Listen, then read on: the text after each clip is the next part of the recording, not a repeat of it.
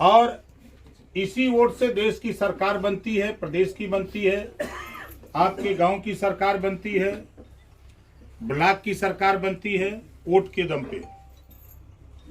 ऐसी बात को समझाते समझाते हम लोग 20 साल से समझा रहे हैं कि जागो तभी सवेरा है। आप और हम जिस मुकाम को हासिल करना चाहते हैं, बहुत आसान तरीका है। उसके लिए बाबा साहब ने व्यवस्था दिया है, लोकतंत्र। लोकतंत्र में सिस्टम है, वोट के बल पे सरकारें बनती और बिगड़ती हैं। देश में जिस चीज की जरूरत है, आज 2 तरह की शिक्षा है। आप अध्ययन करिए, सरकारी स्कूल में पढ़ने वाला बच्चा और प्राइवेट स्कूल में पढ़ने वाला बच्चा जब किसी नौकरी के लिए अप्लाई करता है तो पेपर एक आता है।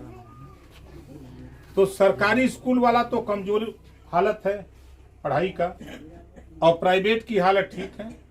तो प्राइवेट वाला पास कर जाता है और सरकारी वाला फेल कर जाता है। इसी नाते हम लोगों ने आज 20 साल से एक ही बात समझा रहे हैं कि इस देश में जब संविधान एक है, देश एक है, प्रधानमंत्री एक, राष्ट्रपति एक, तो देश में शिक्षा भी एक समान होना चाहिए।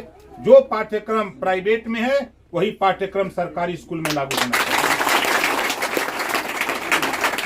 दुनिया के तमाम देशों में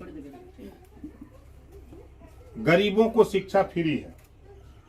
जब दुनिया के तमाम देशों में गरीबों को शिक्षा फ्री है, तो भारत देश में भी गरीबों के बच्चों को कॉपी किताब, फीस, दवाई, भोजन, वजीफा, कपड़ा, जूता, मोजा, टाई, बैग, जरूरत पड़े तो उनको साइकिल फ्री में देकर बिना पैसा में पढ़ाने का कानून भारत में बनना चाहिए। इस बात को लेकर के हम लोग प्रदेश में, देश में आंदोलन चला रहे हैं। शिक्षा के सवाल पे सारी सुविधा देने के बाद जिस माँ बाप का बेटा और बेटी विद्यालय न जाए, ऐसे माँ बाप को जेल भेजने का भी कानून बनना चाहिए। क्योंकि जो हम लोगों ने देखा है, एक पुरानी व्यवस्था के तहत बहुत से लोग कह देते हैं पढ़ लिख के का हुई, पढ़ले लिखले का मिली। आप अपने गांव में टटोलिए, जिस परिवार में शिक्षा है उसके रहन सहन, बोल चाल, खान पान, और जिस परिवार में शिक्षा नहीं है उसके दोनों में तुलना कर लीजिए, आपको महत्व समझ में आ जाएगा। आज दुनिया के तमाम देशों में गरीबों का इलाज फ्री है। हम विधायक हैं जहां से, आपके बगल का जिला गाजीपुर, 5 साल दूसरी बार चुने हैं, 8 महीना लगभग होने जा रहा है। 9 करोड़ 42 लाख रुपया अब तक हो गया। गरीबों के ऑपरेशन और इलाज के लिए हमने अपनी दस्तखत से दिया है 9 करोड़ 42 लाख। और अपनी विधानसभा के साथ साथ प्रदेश का कोई भी किसी इलाके का, और आपसे भी कह रहा हूं, ऊपर वाला न करे कोई बीमार हो, लेकिन किसी का ऑपरेशन कराना हो, इलाज कराना हो, आप सरकारी हॉस्पिटल से चाहे एम्स में बनवाइए, पीजीआई बनवाइए, मेडिकल कॉलेज, अपने जिले हॉस्पिटल पे या बीएचयू एस्टीमेट बनवा करके हमको दे दीजिए। 10 दिन के अंदर पैसा हॉस्पिटल पहुंच जाएगा और उस गरीब का इलाज फ्री में हो जाएगा। जितना रुपया वो बना के देगा एस्टीमेट डॉक्टर, उतना रुपया हम आपको हॉस्पिटल पहुंचा देंगे इलाज के लिए। लेकिन आप सोचिए, आप लोग भी वोट देते हैं, एमएलए बनाते हैं, लेकिन आप अपने से सोचिए कि क्या भदीड़ गांव में किसी को 5000 रुपया विधायक जी आज तक दिलवा पाए इलाज के लिए? व्यवस्था है, सरकार के पास पैसा है, खजाने में पैसा है। इसी नाते हम लोगों ने देखा कि जब ये काम जो हम कर रहे हैं दूसरा विधायक नहीं कर पा रहा है, तो दुनिया के तमाम देशों में अगर फ्री इलाज है तो भारत में भी एक कानून बने, कोई भी गरीब चाहे वो प्राइवेट में इलाज करावे चाहे सरकारी में, जितना रुपया लगे उतना रुपया सरकार दे और गरीब का इलाज फ्री में होना चाहिए। ये कानून देश में बनना चाहिए। आज आप उठा के देखिए, अभी अगर किसी नेता से पूछा जाए कि जातियों की गिनती 1931 में ब्रिटिश गवर्नमेंट थी तो जातिवार जनगणना हुई। बाबा साहब डॉक्टर अम्बेडकर जी ने संविधान लिखा, व्यवस्था दिया कि हर 10 साल पे जातिवार जनगणना होनी चाहिए, लेकिन 71 साल से हम आप वोट दे रहे हैं, हम लोगों के बाप दादा वोट दे रहे हैं, लेकिन जातिवार जनगणना के सवाल पे सत्ता पाने के बाद सारी पार्टियां शांत हो जाती हैं। तो जब तक जातियों की गिनती नहीं होगी तब तक बराबर हिस्सा नहीं मिलेगा। संविधान में बाबा साहब डॉक्टर अम्बेडकर जी ने पहले पन्ने पे लिखा, समता, स्वतंत्रता, बंधुत्व और न्याय पर आधारित भारतीय संविधान। अब जैसे अपने गांव में देखिए, जिस परिवार में 10 लोग हों और 4 लोगों का नाम राशन कार्ड में हो तो राशन 10 को मिलेगा? वो भी नहीं मिलेगा। ठीक वही स्थिति देश की सियासत में है, गिनती नहीं है। आज बेरोजगारी अपने गांव में उठा के देखिए, पूरे मऊ प्रदेश को छोड़ दीजिए, 25 करोड़ आबादी की तुलना मत करिए, 135 करोड़ आबादी देश के, वहां तुलना मत करिए। आज बेरोजगारी दिन दूना रात चौगुना बढ़ रही है।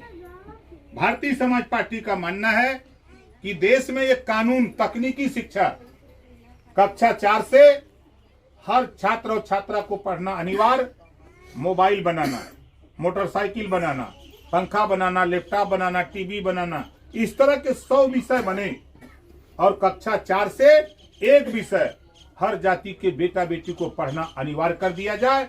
हम लोगों का मानना है कि 4 साल, 6 साल, 5 साल के बाद जब बच्चा कॉलेज छोड़ेगा तो उसके हाथ में हुनर होगा, नहीं नौकरी पाएगा, नहीं कहीं रोजगार पाएगा, तो दुकान करके भी, मोबाइल की भी दुकान खोल लेगा, तभी वो अपनी जीविका अपने परिवार की तरह। ये तमाम चीजें हैं जिसको लेकर के भाई जयनाथ जी जोरदार ताली बजा के इनका स्वागत करिए।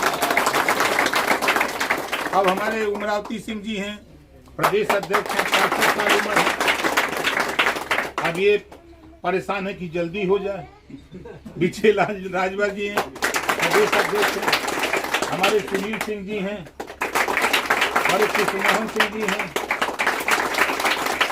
हम सब लोग घूम घूम करके, अब आप सोच लीजिए, कल मैं फिरोजाबाद में था।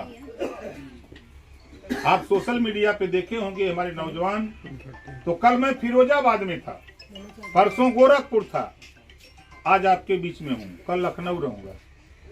हम किसके लिए लड़ रहे हैं? हम आपके लिए लड़ रहे हैं। अगर मैं यहाँ पूछूं बीमारी, तो यहाँ 100% बीमार लोग बैठे हैं। एक बीमारी हमने पकड़ा है, बिजली के बिल से कितने लोग परेशान है, जरा हाथ उठाइए तो। आप सोच लीजिए, पूरा प्रदेश बीमार है, लेकिन हम सवाल नहीं करते। हम ये बात आपके बीच में क्यों करता हूं? आज हमारा जो बाजार में सामान खरीदते हैं, चाहे कपड़ा खरीदें, दाल खरीदें, साबुन खरीदें, सलाई खरीदें, कुछ भी खरीदें, उस पर टैक्स लगता है। वो टैक्स का पैसा जाता है RBI, reserve bank of India में जमा होता है। वो खरबों रुपया जमा हो जाता है। उस बैंक से बड़े बड़े उद्योगपति फैक्ट्री लगाने के लिए, कारखाना खोलने के लिए लोन लेते हैं, 500 करोड़, 800 करोड़, 1000 करोड़, 1500 करोड़। अब वो लगा लेते हैं, जब फैक्ट्री उनकी नहीं चलती है तो वो सरकार से कहते हैं कि हम पैसा नहीं दे सकते, तो सरकार कहती है कि डिफाल्टर है। लाखों करोड़ रुपया उनका कर्जा माफ हो जाता है हमारे पैसे से। तो हमारा घरेलू बिजली का बिल हम नहीं दे सकते, तो हमको भी डिफाल्टर घोषित करके घरेलू बिजली का बिल माफ करना चाहिए। बीमारी तो सब पकड़ लेती, लेकिन अब इलाज के लिए भाई जयनाथ जी हैं, दिन रात लगे रहते हैं बेचारे, सभी लोग लगे हैं, हमारे छोटे बड़े नेता सब लगे हैं। लेकिन अब बाबा साहब ने लिखा है कि political power is the master की। राजनीति एक ऐसी चाबी है जिसे सभी बंद दरवाजे खोले जा सकते हैं, सभी बिगड़ी बात बनाई जा सकती है। तो हम लोग उस पावर को लेने के लिए परेशान हैं। हम तो भाई मुन्ना यादव जी को बधाई देता हूं, इन्होंने कहा कि हमारे यहाँ नहीं आ सकते।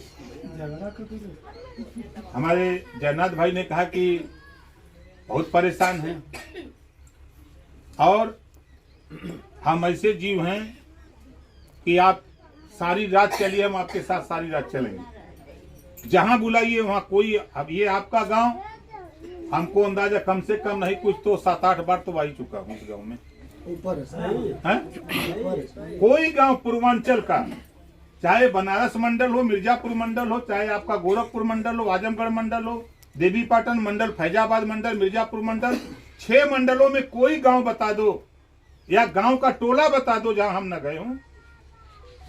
हम तो खोजते हैं कि लोग मिलें, लोगों को विचारों से बताया जाए, लोगों को विचारों से जोड़ा जाए, लोगों को विचारों से लड़ने के लिए तैयार किया जाए। इस नाते हम बराबर प्रयास करते रहते हैं। हम अभी 4 दिन पहले इटावा में थे, कम से कम 5 से 6 हजार लोग जुटे थे। अभी कल फिरोजाबाद में कम से कम 4,000 से ऊपर लोग थे।